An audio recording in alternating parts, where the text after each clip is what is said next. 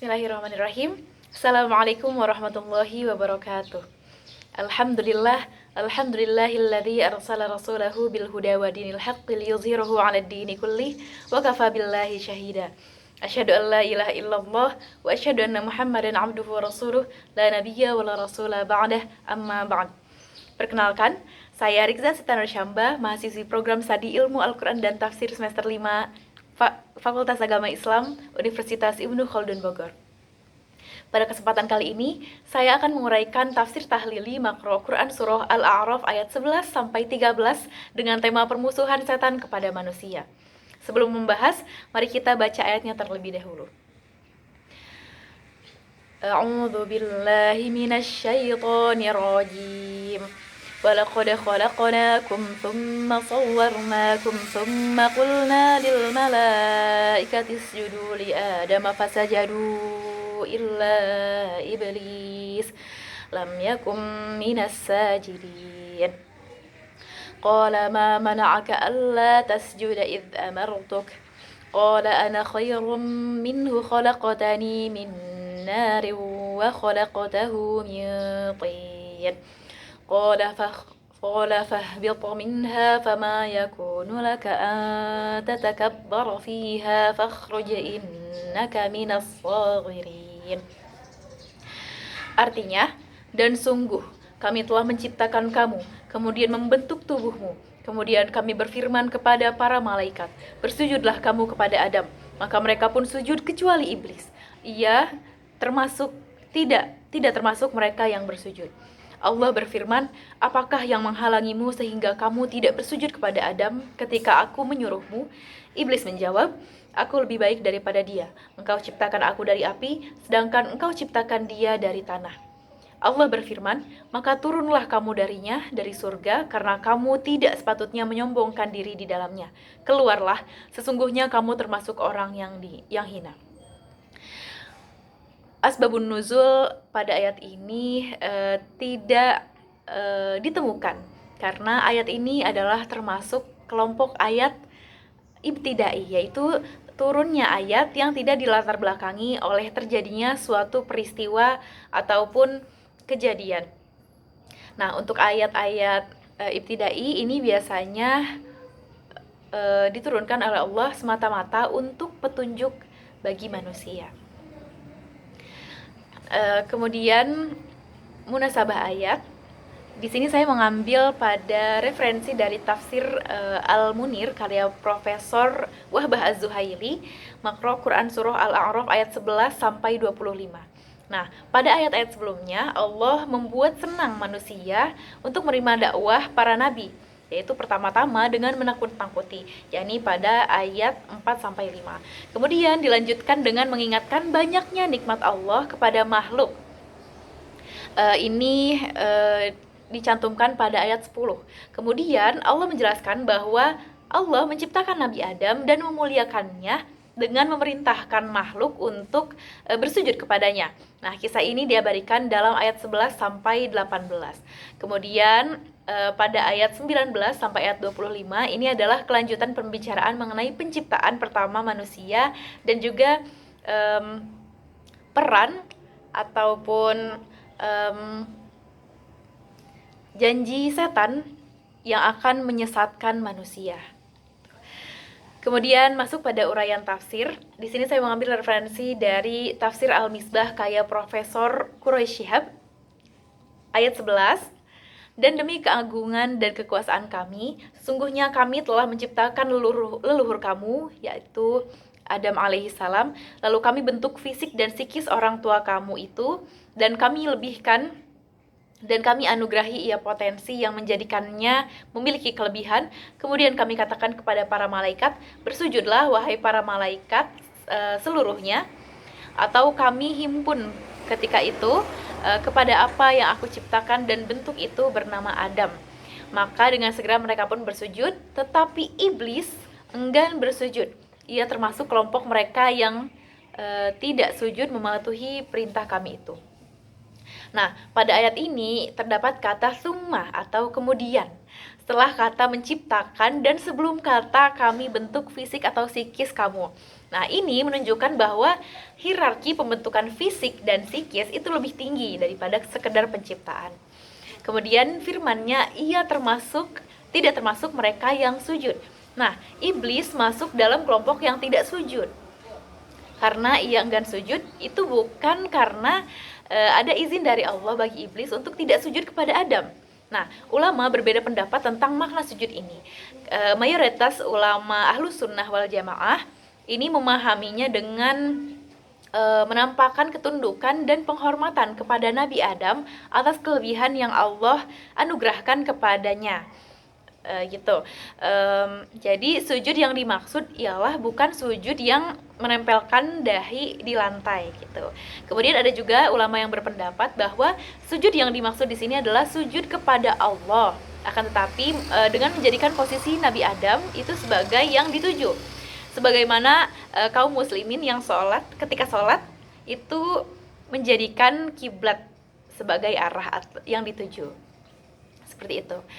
Jadi perintah sujud kepada Adam dan juga perintah sujud kepada Allah ini jelas berbeda. Masuk pada ayat 12, setelah iblis tidak termasuk kelompok yang sujud, maka Allah bertanya kepadanya. Nah, pertanyaan ini untuk menunjukkan kepada manusia sifat buruk iblis dan juga permusuhannya kepada manusia, gitu. Tafsirannya, Allah berfirman kepada iblis, apakah yang menghalangimu untuk tidak memaksa dirimu bersujud kepada Adam pada saat aku menyuruhmu, yakni pada waktu yang kutetapkan untuk melaksanakan perintah itu? Ia, yakni iblis berkata, aku lebih baik daripadanya sehingga tidak wajar saya sujud. Saya lebih baik karena engkau telah menciptakan aku dari api yang mengandung cahaya dan sifatnya menjulang ke atas, sedangkan engkau telah menciptakannya, yakni Adam alaihissalam, dari tanah yang kotor dan berada di bawah. Nah, di sini iblis merasa bahwa ia lebih mulia daripada Adam alaihissalam karena ia diciptakan dari api, sedangkan Adam diciptakan dari tanah. Pendapat iblis ini sangatlah keliru, tidak benar. Kemudian di sini Profesor Quraish Shihab menguraikan beberapa alasan untuk membuktikan kekeliruan pendapat iblis tersebut. Yang pertama, api itu sifatnya membakar dan memusnahkan, sedangkan tanah itu sifatnya mengembangkan dan menjadi sumber rezeki.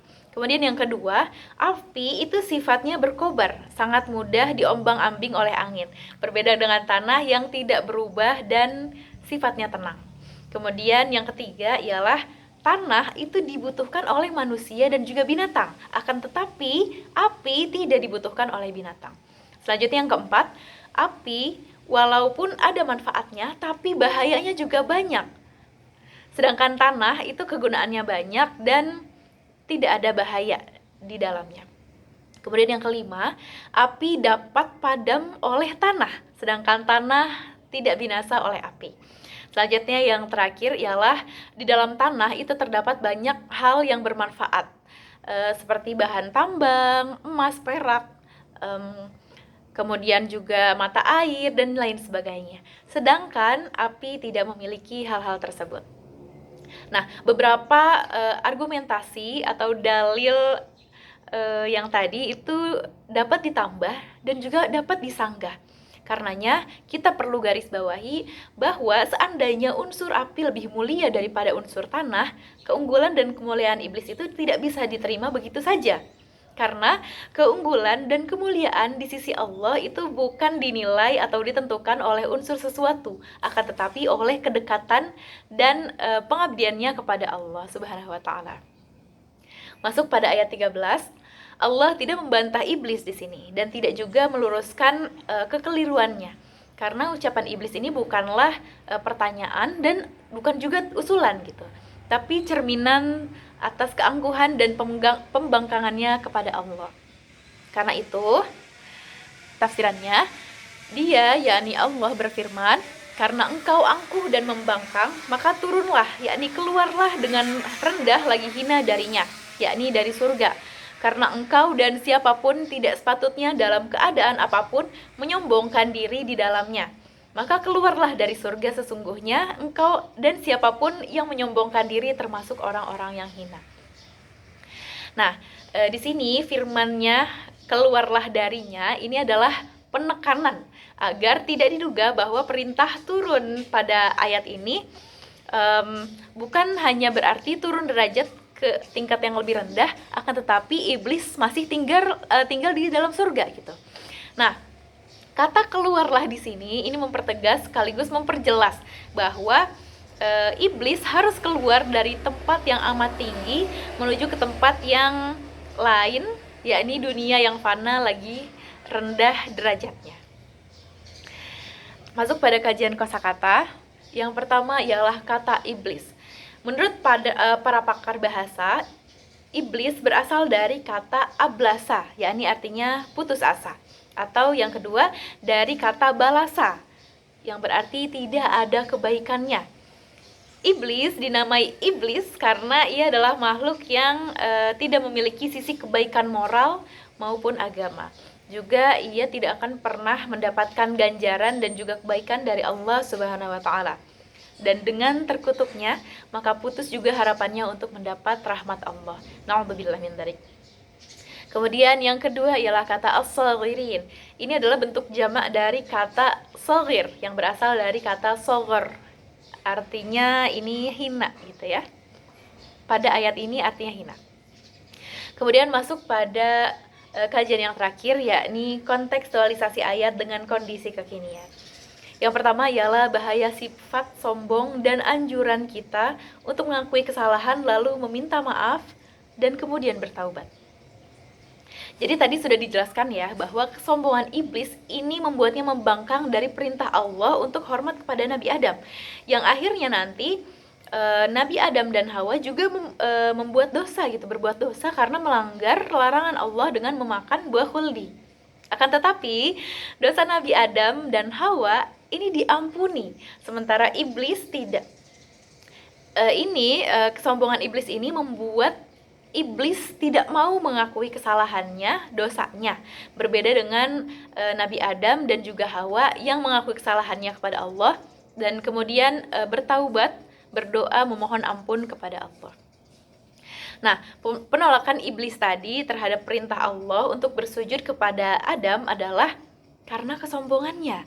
Dia memandang bahwa api yang dimana dia diciptakan dari api itu adalah lebih mulia daripada tanah, gitu ya, yang menjadi bahan penciptaan Adam. Ini juga berlaku hingga masa kini, teman-teman, bahwa kita tidak boleh sombong atas kelebihan yang telah Allah anugerahkan kepada kita. Dalam hadis riwayat Ad-Dailami disebutkan bahwa barang siapa yang sombong, maka akan direndahkan Allah. Na'udzubillah min dzalik. Kemudian dalam ayat ini juga kita dianjurkan ketika berbuat salah itu hendaklah untuk mengakui kesalahan kita dan segera memohon maaf kepada yang bersangkutan dan juga bertaubat kepada Allah. Selanjutnya, orang tidak boleh berhujjah dengan kias atau analogi bila bertentangan dengan nas Al-Quran maupun hadis. Jadi, mulainya pada awalnya iblis ini menganalogikan dirinya dengan unsur penciptaannya, yaitu api, yang menurutnya api itu lebih mulia daripada tanah yang menjadi bahan penciptaan Nabi Adam. Maka menurutnya iblis ini lebih mulia daripada Adam. Nah, karena analogi bahwa ia lebih mulia, maka ia membangkang atas perintah atau nas Allah untuk sujud kepada Adam. Nah, hujah iblis ini yang berdasarkan kiasnya, analoginya tidak bisa dibenarkan karena bertentangan dengan nas, yaitu perintah atau firman Allah yang menyuruhnya untuk sujud. Nah, dalam usul fikih, kekuatan nas itu jauh lebih unggul dibandingkan akal, sehingga nas tidak boleh disanggah atau dinafikan dengan nalar, dalil nalar, yaitu termasuk juga kias atau analogi tadi. Kemudian kontekstualisasi yang terakhir ialah larangan kita untuk mengkafirkan orang lain. Jadi bila kita amati sekarang ini banyak orang yang beranggapan bahwa semua keburukan dan hal-hal negatif itu dikaitkan atau dilekatkan pada ulah setan, ulah iblis, dan juga ulah jin gitu.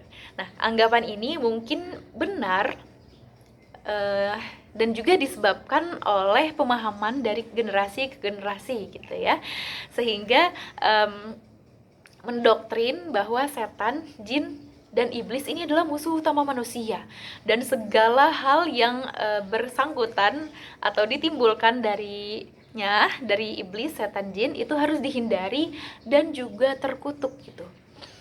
Nah, doktrin ini mungkin tidak salah ya, akan tetapi masalahnya jika doktrin ini tidak dipahami secara menyeluruh atau komprehensif gitu ya, maka efek samping yang akan ditimbulkan juga dapat mengarah pada perbuatan setan gitu.